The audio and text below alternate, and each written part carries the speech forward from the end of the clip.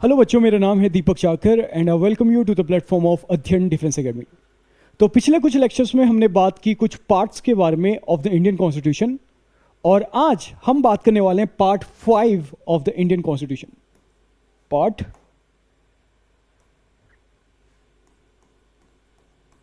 5 of the Indian constitution. तो part 5 में जो पार्ट 5 है हमारा, वो डील करता है द यूनियन से, और यहां हमें 3 ऑर्गन्स के बारे में बात करना है ऑफ द गवर्नमेंट। तो ये कौन कौन से? एक हमारा है लेजिस्लेचर, यानी कि जो कानून बनाता है, यानी कि मेक्स लॉ।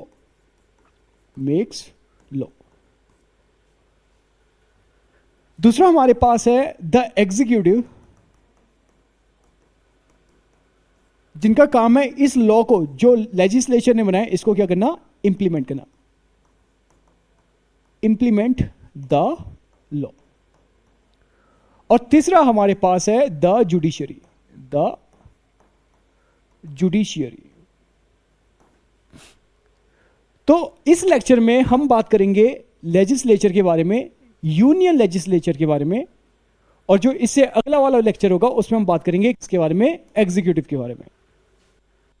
एग्जीक्यूटिव मतलब कि जो क्या करेगी? कानून बनाएगी, कानून पे इंप्लीमेंट करेगी। एंड फाइनली तीसरा हमारे पास है द जुडिशरी, जो चेक करेगी कि क्या जो लॉ लेजिस्लेचर ने बनाया है क्या वो कॉन्स्टिट्यूशन को फॉलो करता है या नहीं करता है। तो अगर लॉ कॉन्स्टिट्यूशन को फॉलो करेगा तो वो लॉ ठीक होगा, लेकिन अगर वो लॉ वायलेट करेगा कॉन्स्टिट्यूशन को, तो उस केस में जो हमारी जुडिशरी है उस लॉ को क्या कर देगी? खत्म कर देगी। तो फिलहाल आज के लेक्चर में हमने बात करना किसके बारे में? लेजिस्लेचर, यानी कि वो बॉडी जो क्या करती है? कानून बनाती है। और सेंटर के केस में, यानी कि यूनियन के केस में, हमने सिर्फ एक बॉडी के बारे में पढ़ना है जिसको हम कहते हैं पार्लियामेंट ऑफ इंडिया। तो पार्लियामेंट ऑफ इंडिया है हमारे पास, यानी कि भारत की संसद, जिसका काम है इस देश में क्या करना? कानून बनाना। तो थोड़ा सा और बात करूं पार्लियामेंट के बारे में, तो जैसे अगर ये हमारे पास इंडिया का मैप है,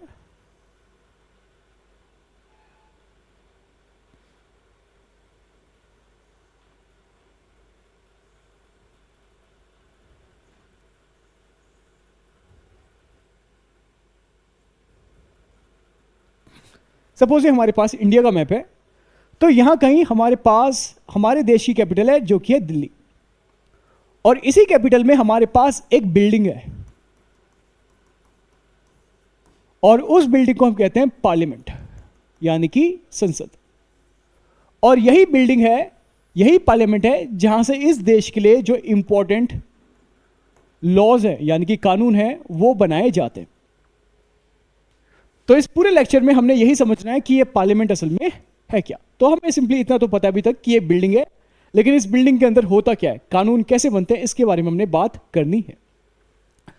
तो फिलहाल एक छोटा सा आपको रिकैप देने के लिए या अंडरस्टैंडिंग देने के लिए, जो हमारा पार्लियामेंट है 2023 से पहले ये गोल हुआ करता था कुछ ऐसे,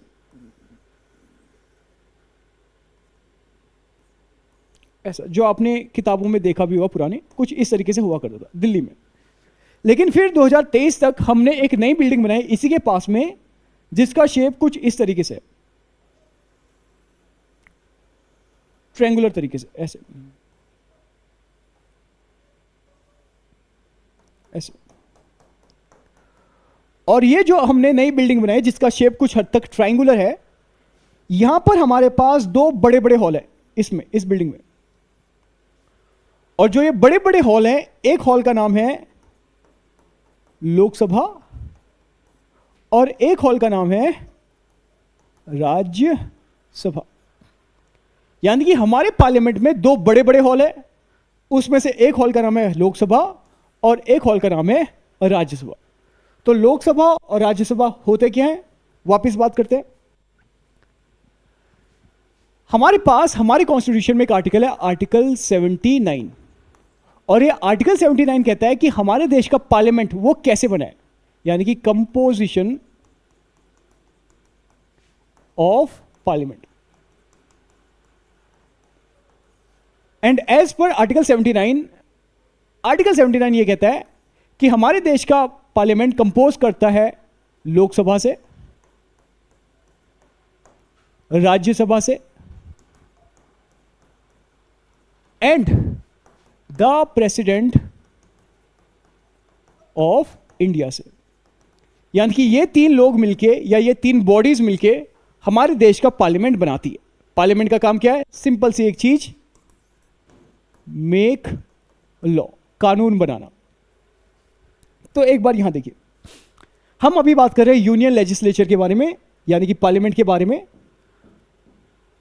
और आर्टिकल 79 हमसे सिंपली ये कह रहा है कि हमारे पास हमारे देश का जो पार्लियामेंट है वो कंसिस्ट करेगा किसका? वो कंसिस्ट करेगा प्रेसिडेंट का एंड टू हाउसेस। ये टू हाउसेस कौन कौन से हैं? एक है हमारे पास काउंसिल ऑफ स्टेट, जिसको हम कहते हैं राज्यसभा,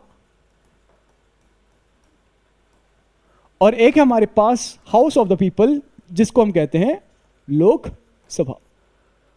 ये कौन बात करता है? आर्टिकल 79 बात करता है। नाउ एक और चीज ध्यान देना, जो प्रेसिडेंट है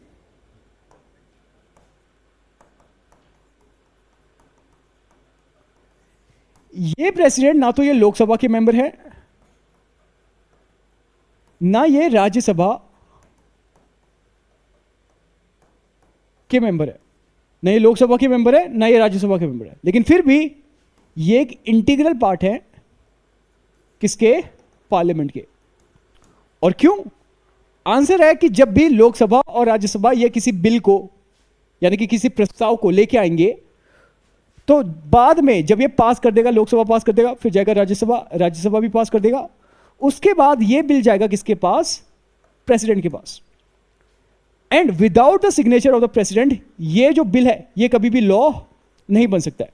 यानी कि पार्लियामेंट का काम है लॉ बनाना, लेकिन वो लॉ तब तक नहीं बन सकता जब तक उससे प्रेसिडेंट के क्या ना हो? सिग्नेचर ना हो। और इसीलिए प्रेसिडेंट भले ही ये लोकसभा के मेंबर नहीं है, ये राज्यसभा के मेंबर नहीं है, लेकिन ये एक इंटीग्रल पार्ट है किसके? पार्लियामेंट के, क्योंकि इनके सिग्नेचर के बिना कोई भी बिल लॉ नहीं बन सकता है। तो ये सारी की सारी चीजें कंफ्यूजन हो रहा है, हम थोड़ी देर बाद इसको क्लियर करते हुए चलेंगे।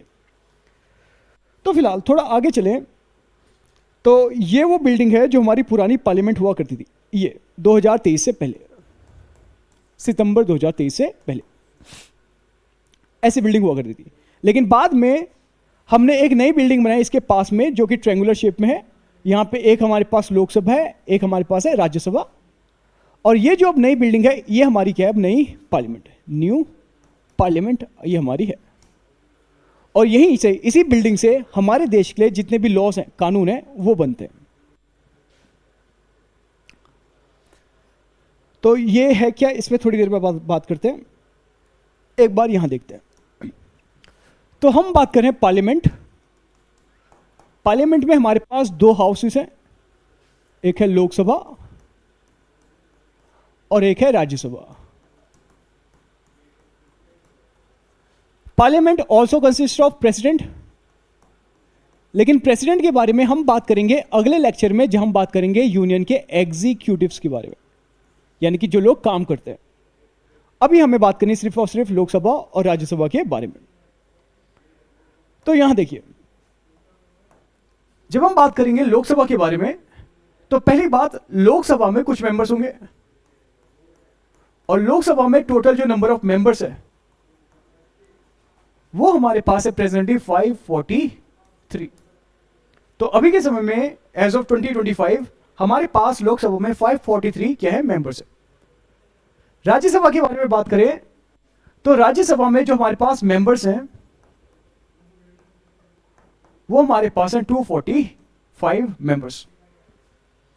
इसके अलावा अगर आपको पहचानना होगा कि कौन सा हमारे पास लोकसभा है या कौन सा बिल्डिंग हमारे पास राज्यसभा है, तो पहचानने का एक सिंपल सा तरीका है कि अगर आप लोकसभा में एंटर करेंगे तो वहां आपको कारपेट मिलेगी, और वो जो कारपेट है उसका कलर होगा ग्रीन।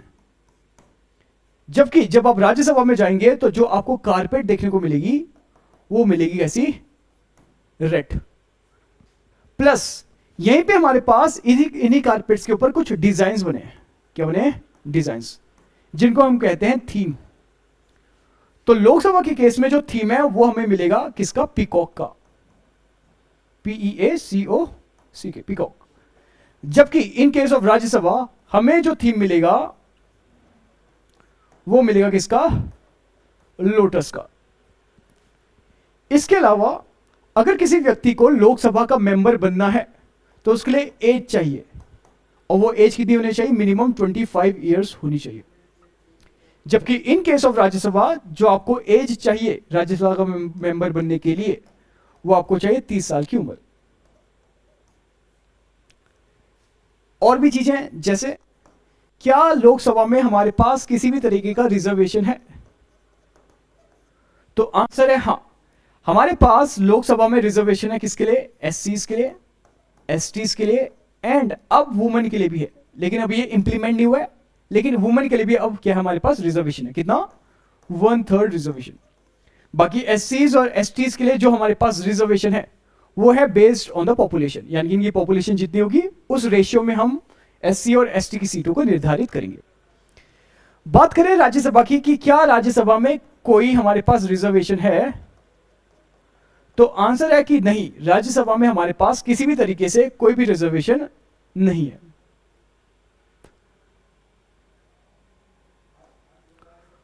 और आगे बात करें तो हमारे पास एक और चीज होती है, नॉमिनेशन। नॉमिनेशन का मतलब आमतौर पे लोकसभा में और राज्यसभा में लोग आते हैं कैसे? जो ये मेंबर्स हैं कैसे आते हैं?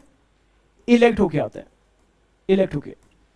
लेकिन कभी कभार कुछ लोगों को बिना इलेक्शन के ही नॉमिनेट कर दिया जाता है। तो क्या जो लोग बिना इलेक्शन के आ सकते हैं, क्या लोकसभा में आ सकते हैं? आंसर है लोकसभा में किसी भी तरीके से कोई भी नॉमिनेशन नहीं होता है। जबकि राज्यसभा के हमारे पास 12 लोगों को नॉमिनेट किया जाता है। क्या किया जाता है? नॉमिनेट, यानी कि बिना इलेक्शन के राज्यसभा का मेंबर बन सकते हैं। और इनको नॉमिनेट कौन करेगा? इनको नॉमिनेट करेगा प्रेसिडेंट, भारत का राष्ट्रपति। तो ये कुछ चीजें हैं जो आपको लोकसभा और राज्यसभा के बारे में पता होनी चाहिए। जब बात होती है लोकसभा में मेंबर्स के बारे में तो यहां पे लोकसभा में 543 मेंबर्स हैं, जबकि राज्यसभा में हमारे पास कितने मेंबर्स हैं? 245 मेंबर्स हैं। अगर हम बात करें लोकसभा को कैसे पहचानोगे, तो सिंपल सा तरीका है, आपको ग्रीन कारपेट मिलेगा और उसमें जो डिजाइन मिलेंगे, जो थीम मिलेगा वो आपको मिलेगा पीकॉक का। जबकि इन केस ऑफ राज्यसभा आपको मिलेगा रेड कारपेट, और जो आपको थीम देखने को मिलेगा वो मिलेगा लोटस, यानी कि कमल का। इसके अलावा अगर किसी व्यक्ति को लोकसभा का मेंबर बनना है तो उसके लिए एज चाहिए 25, जबकि राज्यसभा का मेंबर बनना है तो उसके लिए एज चाहिए 30 ईयर्स। रिजर्वेशन हमारे पास लोकसभा में है किसके? एससीज, एसटीज एंड वुमेन के लिए। बल्कि हमारे पास लोकसभा में हमारे पास रिजर्वेशन है, जबकि राज्यसभा में हमारे पास किसी के लिए भी कोई रिजर्वेशन नहीं है। बात करें नॉमिनेशन की, तो लोकसभा में कोई भी नॉमिनेशन नहीं होता। हालांकि 2020 तक हमारे पास 2 एंग्लो इंडियंस, इनको लोकसभा में नॉमिनेट किया जाता था। एंग्लो इंडियंस कौन है? हमें पता है कि एक टाइम पे हम ब्रिटिशर्स के क्या थे? गुलाम थे। तो कुछ ब्रिटिशर्स ऐसे थे जो इंडिया में ही रह गए, इंडियंस बन के रह गए। तो ये जो ब्रिटिशर्स जो इंडिया में रह गए और जिनका साइड पैटर्नल था, पैटर्नल का मतलब मेल डोमिनेंट, तो पैटर्नल अगर कोई ब्रिटिशर था, उसका कोई बच्चा हुआ, तो अब इन बच्चों को कहा जाएगा एंग्लो इंडियंस। तो इन एंग्लो इंडियंस के लिए भी हमारे पास 2020 तक 2 एंग्लो इंडियंस को नॉमिनेट किया जाता था। लेकिन अब ये नॉमिनेशन नहीं होता है, यानी कि अब ये सिस्टम हमारे पास हट चुका है। जबकि जब हम बात करते हैं राज्यसभा के बारे में, तो यहां 12 लोगों को नॉमिनेट किया जाता है। किसके द्वारा? प्रेसिडेंट के द्वारा। और कैसे, किस फील्ड से? तो यहां पे हमारे पास है 4 field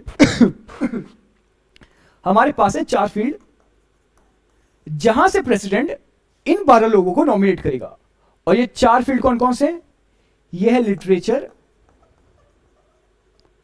art, science and social service. तो ये वो हमारे पास 4 फील्ड है जहां से प्रेसिडेंट इन 12 लोगों को क्या करेगा? नॉमिनेट करेगा, यानी कि बिना इलेक्शन के ये लोग राज्यसभा का मेंबर बन सकते हैं। तो एक बार वापस देखते हैं। तो अब यहां ध्यान से देखिए, ये कौन सा हाउस होगा? आपको दिख रहा है कि जहां पे जो कारपेट है वो कैसा? ग्रीन है। और अगर मैं आपको इसका सीलिंग दिखाता यानी कि छत दिखाता आपको, तो वहां आपको पीकॉक का डिजाइन दिखता। तो ये हमारे पास है लोकसभा। जबकि ये जो हमारे पास है कारपेट कैसे रंग का है, रेड, और ऊपर अगर मैं आपको डिजाइन दिखाता हूं तो आपको लोटस दिखता, इसलिए हमारे पास कौन सा हाउस है, राज्यसभा। इतनी बात समझ में आती है? ठीक है, अब थोड़ा और आगे बताता हूं।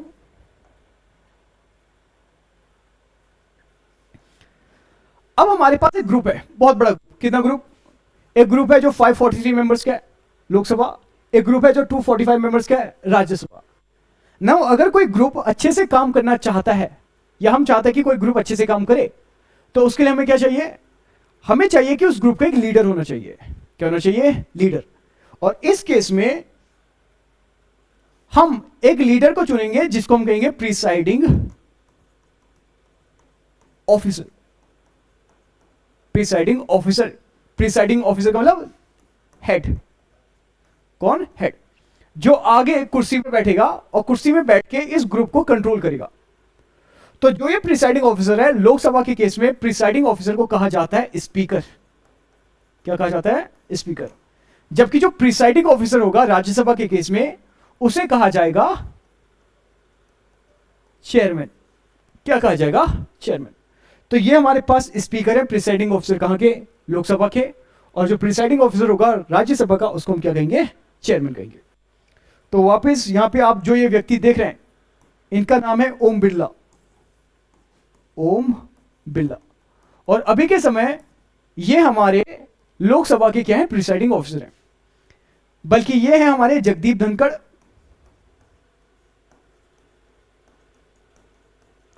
और ये हमारे अभी के समय प्रिसाइडिंग ऑफिसर हैं। किसके? राज्यसभा के। ना आप में से कुछ लोग कहेंगे कि ये शक्ल थोड़ी जानी पहचानी लगती है, ये व्यक्ति तो हमारे देश के वाइस प्रेसिडेंट भी हैं, तो आप कैसे कह रहे हो कि प्रिसाइडिंग ऑफिसर हैं राज्यसभा के? तो ध्यान रखिएगा कि जो हमारे पास चेयरमैन होता है, चेयरमैन कहां का? राज्यसभा का, ये ऑटोमेटिकली वही व्यक्ति होता है जो हमारे देश का क्या होता है? वाइस प्रेसिडेंट होता है। आसान से शब्दों में बोलूं तो इस देश का जो व्यक्ति वाइस प्रेसिडेंट होगा, वही व्यक्ति ऑटोमेटिकली राज्यसभा का चेयरमैन भी होगा। ठीक है, इसलिए जगदीप धनखड़ साहब ये कहां बैठे? राज्यसभा में बैठे। क्यों? क्योंकि ऑटोमेटिकली चेयरमैन है कहां के? राज्यसभा के। तो फिलहाल आगे चलें, तो वापस आपके लिए डेटा प्रोवाइड किया गया है। दो हाउसेस हमारे पास, लोकसभा और हमारे पास है राज्यसभा। लोकसभा के बारे में बात करें तो इसकी जो करंट स्ट्रेंथ है वो है 543, जबकि राज्यसभा की हमारे पास करंट स्ट्रेंथ है 245। इसके अलावा जो लोकसभा है इसको हाउस ऑफ द पीपल भी कहा जाता है, जबकि राज्यसभा को हाउस ऑफ द एल्डर्स भी कहा जाता है। इसके अलावा कुछ और भी नाम है इनके, जैसे लोकसभा को हम लोअर हाउस कहते हैं, राज्यसभा को हम अपर हाउस कहते हैं। यहां पे लिखा नहीं है बट लिख लीजिएगा, अपर हाउस। और इसके अलावा राज्यसभा के और भी नाम है, जैसे council of state, permanent house, continuing chamber. ये अलग अलग नाम है किसके? राज्यसभा के। फिर अगर किसी व्यक्ति को लोकसभा का मेंबर बनना है तो उसके लिए उसको एज चाहिए मिनिमम 25 ईयर्स, जबकि राज्यसभा का अगर किसी को मेंबर बनना है तो उसके लिए एज चाहिए 30 ईयर्स। बाकी रिजर्वेशन की बात करें तो हमारे पास कुछ सीटें हैं जो रिजर्व होती हैं लोकसभा में एससीज के लिए, एसटीज के लिए, एंड एज वेल एज किसके लिए? वुमेन्स के लिए। अब जबकि हमारे पास राज्यसभा के केस में किसी भी तरीके का रिजर्वेशन नहीं है। इसके अलावा बात करें प्रिसाइडिंग ऑफिसर के बारे में, तो लोकसभा के केस में हमारे प्रिसाइडिंग ऑफिसर होंगे कौन? स्पीकर। और राज्यसभा के केस में हमारे प्रिसाइडिंग ऑफिसर होंगे कौन? चेयरमैन। कौन होंगे? चेयरमैन। बाकी एक और बात, नॉमिनेशन की, क्या हमारे पास लोकसभा में नॉमिनेशन होता है? नहीं। लेकिन क्या राज्यसभा में होता है? हाँ। तो हमारे पास प्रेसिडेंट 12 लोगों को नॉमिनेट कर सकता है। कहां? राज्यसभा में। कौन सी फील्ड से? Literature, art, science, social service. कैसे याद रखोगे? Literature, art, science, social service, last. इस तरीके से आप याद रख सकते हैं। एंड फाइनल चीज, अगर कोई व्यक्ति लोकसभा का मेंबर बनता है या कोई व्यक्ति राज्यसभा का मेंबर बनता है तो कितने सालों तक लोकसभा और राज्यसभा का मेंबर बन सकता है? तो इसका आंसर है कि अगर कोई व्यक्ति लोकसभा का मेंबर बनता है तो 5 सालों तक लोकसभा का मेंबर रह सकता है। जबकि इन केस ऑफ राज्यसभा अगर कोई व्यक्ति राज्यसभा का मेंबर बनता है तो पूरे 6 सालों तक राज्यसभा का मेंबर बना रह सकता है, यानी कि उसके बाद उसको क्या होना पड़ेगा, हटना पड़ेगा अपनी सीट से। नाउ ये आपके काम का नहीं है जिस उम्र में आप हो, आप जा रहे हो एसपीआई के एग्जाम के लिए, और एसपीआई के एग्जाम को लेकर अभी आपके लिए इंपॉर्टेंट नहीं है, ये भी आपके इंपॉर्टेंट नहीं है।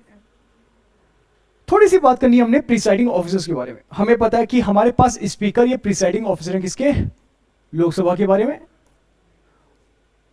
तो जब हम बात करते हैं स्पीकर के बारे में यानी कि प्रिसाइडिंग ऑफिसर लोकसभा, तो कुछ चीजें जैसे इनको इलेक्ट किया जाता है bye simple majority. Now simple majority क्या है, इफेक्टिव मेजॉरिटी क्या है, इस उम्र में अभी आपको जानना इंपॉर्टेंट नहीं है, बस ध्यान रखिए कि हाँ सिंपल मेजॉरिटी से इलेक्ट किया जाता है किसको, स्पीकर को, और रिमूव किया जाता है कौन सी मेजॉरिटी से, इफेक्टिव मेजॉरिटी से। बाकी एक और चीज, हमारे पास स्पीकर है, स्पीकर के बारे में याद रखना कि अगर स्पीकर को कल रिजाइन देना है, रेजिग्नेशन देना है, तो ये रेजिग्नेशन देंगे वो अपने से नीचे एक जूनियर जिसको हम कहेंगे डेप्यूटी स्पीकर। तो ये अपना रेजिग्नेशन देंगे किसको, डेप्यूटी स्पीकर को, अगर इनको कल रिजाइन देना है। इसके अलावा कभी भी जब भी हमारे पास लोकसभा में वोटिंग होगी तो फर्स्ट इंस्टेंस में कभी भी स्पीकर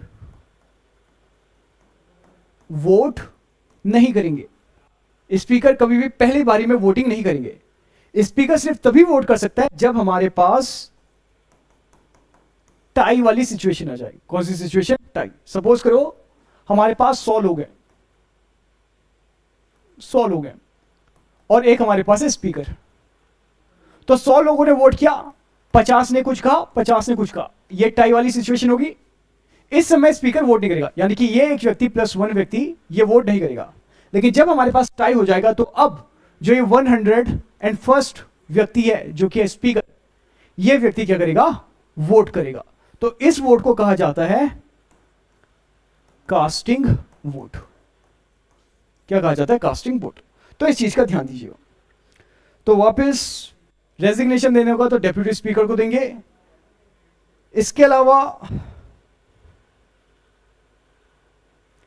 इनका पास कौन सी वोट होती है, कास्टिंग वोट होती है, यानी कि vote in case of tie.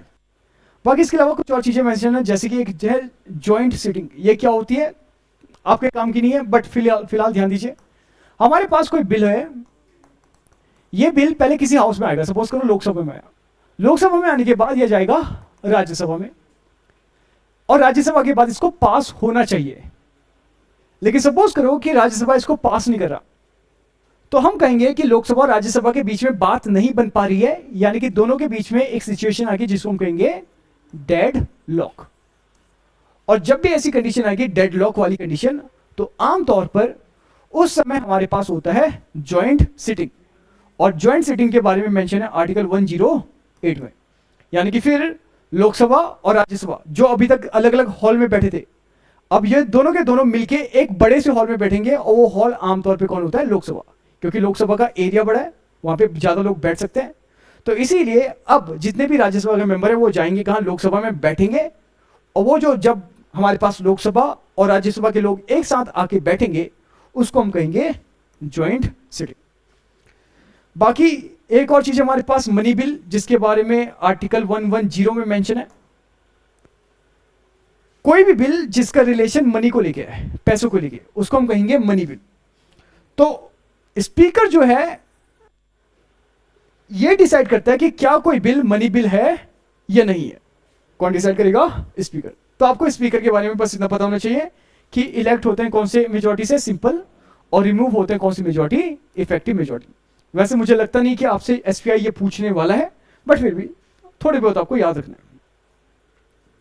फिर स्पीकर के नीचे हमारे पास आता है डेप्यूटी स्पीकर। तो डेप्यूटी स्पीकर को भी इलेक्ट किया जाता है बाय सिंपल मेजॉरिटी और रिमूव किया जाता है बाय इफेक्टिव मेजॉरिटी। बाकी हमें पता है कि स्पीकर को अगर रिजाइन करना हो तो वो किसको देंगे अपना रेजिग्नेशन लेटर, डेप्यूटी स्पीकर को रिजाइन करना हो। और अगर डेप्यूटी स्पीकर को रिजाइन करना हो तो अपना रेजिग्नेशन लेटर देंगे किसको, स्पीकर को देंगे। तो अपना रेजिग्नेशन किसको देंगे, स्पीकर को।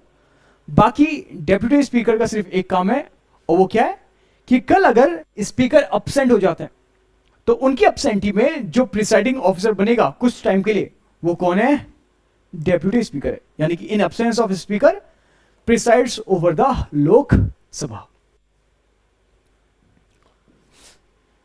इसके बाद हमें आमतौर पे बात करनी चाहिए थी presiding officer of Rajya Sabha. Presiding officer जो राज्यसभा का होता है वो कौन होता है? चेयरमैन। नाउ थोड़ी देर पहले हमने ये जाना कि जो ये चेयरमैन है ये असल में हमारे देश का वाइस प्रेसिडेंट होता है। और क्योंकि ये व्यक्ति वाइस प्रेसिडेंट है और वाइस प्रेसिडेंट के बारे में हमने अलग से डिटेल में बात करनी है, कहां? यूनियन एग्जीक्यूटिव में। यूनियन एग्जीक्यूटिव में।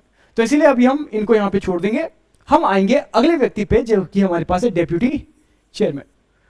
तो जब हम बात करते हैं डेप्यूटी चेयरमैन तो वहां पे सेम चीज है, यानी कि he is elected from by simple majority, removal, effective majority. और अगर इनको रेजिग्नेशन देना होगा तो किसको देंगे?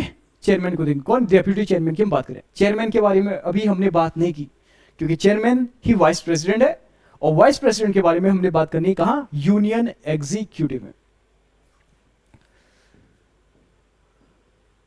अब थोड़ा आगे चले तो एक छोटी सी चीज है, हमारी जो पार्लियामेंट है ये साल में 3 बार मिलती है आमतौर पे, और इन तीनों बार जब ये मिलेगी कुछ कुछ महीनों के लिए, ठीक है, एक बार मिलेगी कुछ महीने तक लगातार, फिर दूसरी बार मिलेगी कुछ महीने तक लगातार, और फिर तीसरी बार मिलेगी कुछ महीने तक लगातार।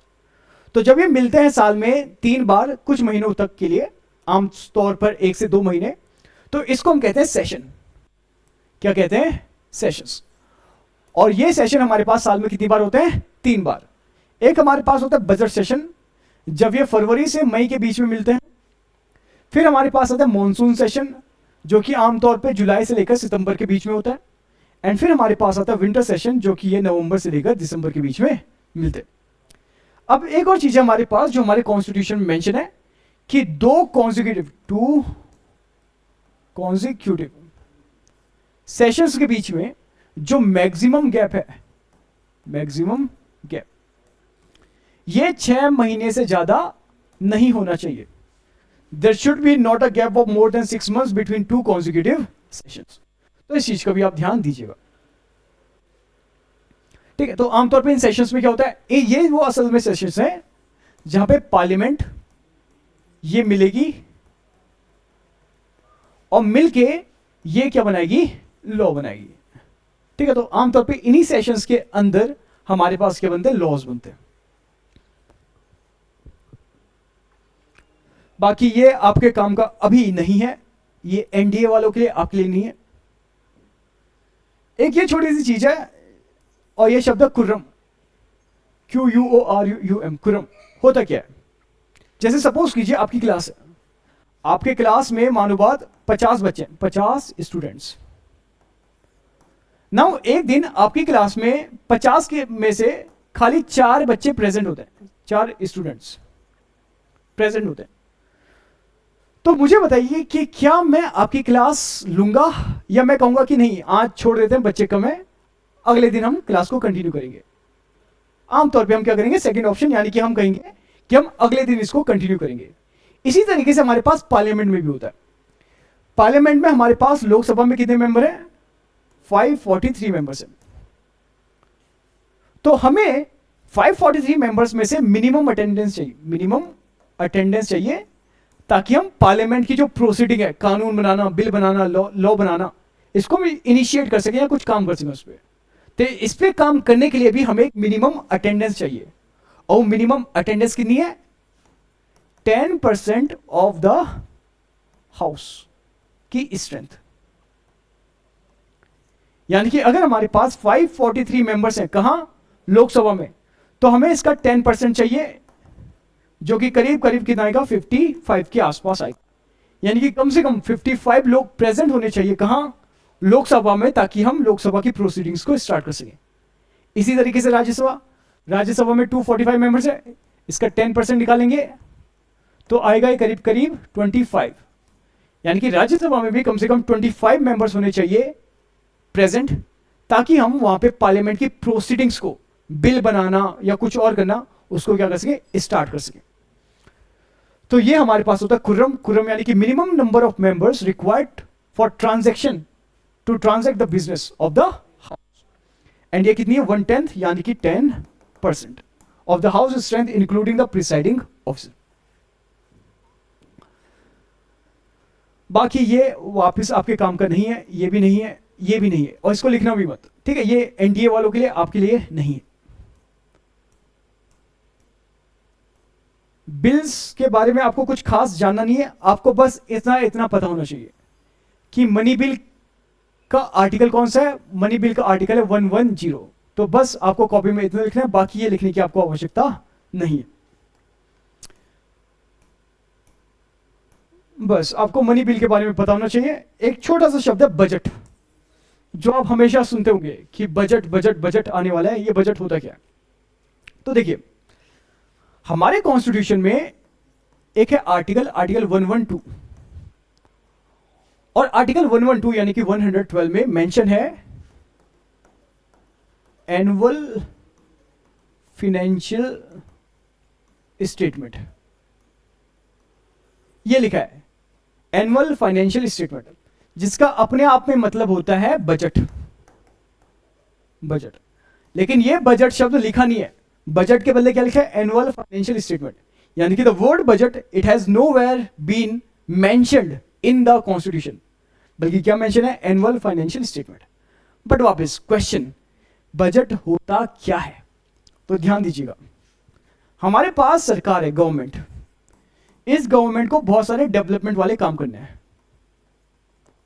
जैसे रोड बनानी है, हमारे पास इसरो है, स्पेस में काम करना है, हमारी टेक्नोलॉजी के बारे में काम करना है, हमें जो पुअर हैं, पुअर्टी वाले लोग, पुअर लोग, उनको फूड पहुंचाना है, और भी बहुत सारे काम करने हैं। और इन सभी चीजों को काम करने के लिए हमें क्या चाहिए, मनी चाहिए। क्या चाहिए, मनी। तो सरकार कहेगी, गवर्नमेंट कहेगी कि हम इतना पैसा रोड वालों को दे रहे हैं, इतना पैसा हम स्पेस वालों को दे रहे हैं, इतना पैसा हम टेक्नोलॉजी वालों को दे रहे हैं, इतना पैसा हम लोगों यानी कि गरीब लोगों के राशन के लिए दे रहे हैं। तो सिंपल ही बताऊं तो बजट में सरकार पैसे बांटती है। पैसे क्या करती है, एलोकेट करती, बांटती है कि हम इतना पैसा यहां देने वाले, इतना पैसा यहां देने वाले। और इसको देख के हमें यह आइडिया आता है कि सरकार अगले 1 साल में कहां कहां डेवलपमेंट वाले काम करने वाली है। तो बजट सिंपली मतलब कि सरकार अगले 1 साल में, जबकि मुझे कहना चाहिए 1 फाइनेंशियल ईयर, तो 1 फाइनेंशियल ईयर में सरकार कितने रुपए खर्च करने वाली है, इसका आइडिया देती है। कौन, बजट। तो बजट का मेंशन याद रखिएगा, कॉन्स्टिट्यूशन में कहीं भी नहीं है, बल्कि बजट के बदले मेंशन है शब्द एनुअल फाइनेंशियल स्टेटमेंट। एक और चीज, क्योंकि मैं ये मेंशन कर चुका हूं कि फाइनेंशियल ईयर होता क्या है। आमतौर पे एक जो नॉर्मल ईयर होता है वो जनवरी से स्टार्ट होता है और दिसंबर में खत्म होता है। लेकिन जो हमारे पास एक फाइनेंशियल ईयर है, ये हमारे पास होता है अप्रैल से स्टार्ट, 1 अप्रैल से, और ये कंटिन्यू रहेगा 31 मार्च तक। तो ये हमारे पास एक फाइनेंशियल ईयर होता है। वापस जैसे इस साल का 1 अप्रैल 2025 ये है। तो 1 अप्रैल 2025 से लेकर हमारा जो ये फाइनेंशियल ईयर चलेगा वो चलेगा 31 मार्च 2026 तक चलेगा। तो ये हमारे पास एक फाइनेंशियल ईयर है। इंडिया में इस तरीके से हमारा सिस्टम चलता है। तो बस इतनी चीजें हमें जो इस पार्लियामेंट वाले चैप्टर में हमें पढ़नी है। वापस मैं बताता हूं कि हमने क्या पढ़ा। हम पढ़ रहे हैं द यूनियन के बारे में, द यूनियन। और द यूनियन में हमारे पास 3 बड़े बड़े टॉपिक हैं। एक हमारे पास है यूनियन लेजिस्लेचर, जिसका काम है लॉ बनाना, कानून बनाना। एक है हमारे पास यूनियन एग्जीक्यूटिव, जिसका काम है कि ये जो लॉ बनाए हैं लेजिस्लेशन ने उनको इंप्लीमेंट करवाना। और तीसरी हमारे पास है जुडिशियरी, जिसका काम है चेक करना कि जो लॉ लेजिस्लेशन ने बनाए हैं क्या वो लॉ सही है, क्या वो कॉन्स्टिट्यूशन को फॉलो करते हैं या नहीं करते हैं। और हमने इस लेक्चर में सिंपली बात की लेजिस्लेचर के बारे में, जहां हमने लेजिस्लेचर के बारे में पढ़ना है किसको, पार्लियामेंट को। तो सिंपली हमने पार्लियामेंट को पढ़ा, जहां हमने बात की कि पार्लियामेंट इसमें हमारे पास एक लोकसभा है, एक हमारे पास राज्यसभा है, और इनके बारे में कुछ डिटेल्स हमने जानी।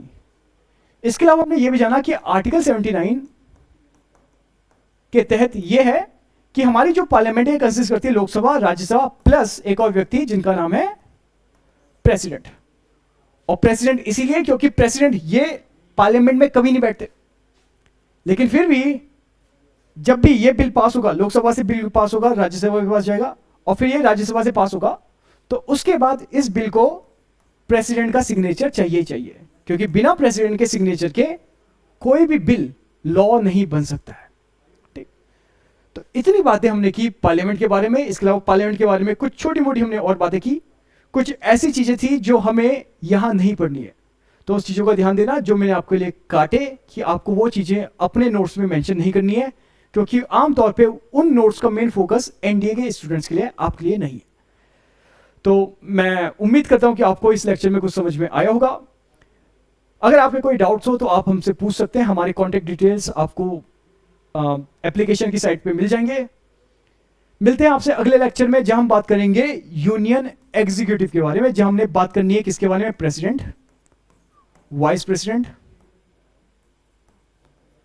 पीएम, पीएम की काउंसिल ऑफ मिनिस्टर एंड इस व्यक्ति के बारे में जिसको हम कहते हैं अटॉर्नी जनरल ऑफ इंडिया। तो ये अटॉर्नी जनरल ऑफ इंडिया होता क्या, असल में एक वकील है। तो होता क्या है इसके बारे में बात करेंगे अगले लेक्चर में, जहां हम बात करेंगे यूनियन एग्जीक्यूटिव के बारे में। So thank you very much, मिलते हैं अगले लेक्चर में। टिल देन, जय हिंद, जय भारत।